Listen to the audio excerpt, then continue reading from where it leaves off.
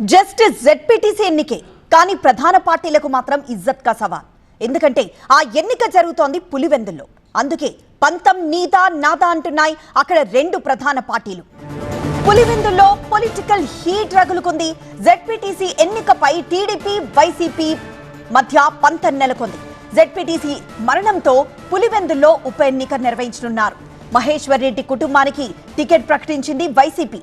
ఇక టీడీపీ నుంచి మాజీ ఎమ్మెల్సీ బీటెక్ రవి సతీమణి లతారెడ్డికి టికెట్ దక్కింది.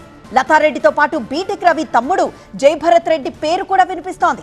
మరి కాసేపట్లో బీటెక్ రవి సతీమణి తమ్ముడు నామినేషన్ వేయబోతున్నారు.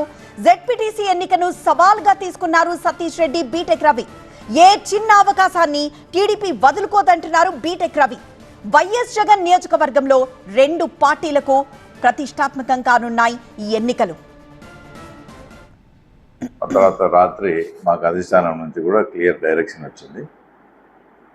అందులో భాగంగా ఈరోజు మధ్యాహ్నం 1:28 నిమిషాలకు మా మిసెస్ వచ్చేసి లతారెడ్డితో పాటు మా బ్రదర్ వచ్చేసి మారెడ్డి జయభరత్ రెడ్డిని ఇద్దరు కూడా ఈరోజు నామినేషన్ వేసేదానికి కడపకు కూడా పోవడం జరిగింది.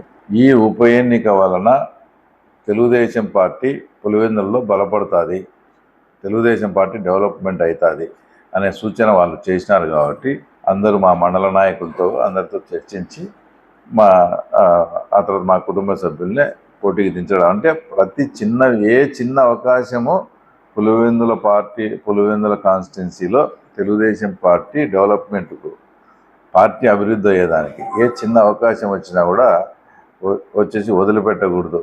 అది ఎంతటి రిస్క్ అయినా సరే తప్పకుండా చంద్రబాబు నాయుడు గారికి ఒక మంచి కానుక ఇవ్వాలనే ఉద్దేశంతో మా కార్యకర్తలు, మా నాయకులంతా చాలా ఉన్నారు.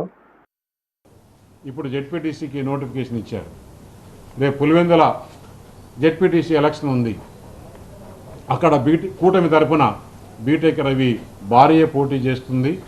ఆమె కూడా తప్పకుండా గెలిచేదానికి అందరం కూడా కూటమి తరఫున అందరం కూడా కృషి చేస్తాం. పులివెందులలో గెలిపించి నీకు ఈ రాష్ట్ర ప్రజలు, పులివెందుల ప్రజలు కూడా మీకు బుద్ధి చెప్తారని చెప్పేసి, ఎందుకంటే డెవలప్మెంట్ వైపు చూస్తున్నారు ఇప్పుడు.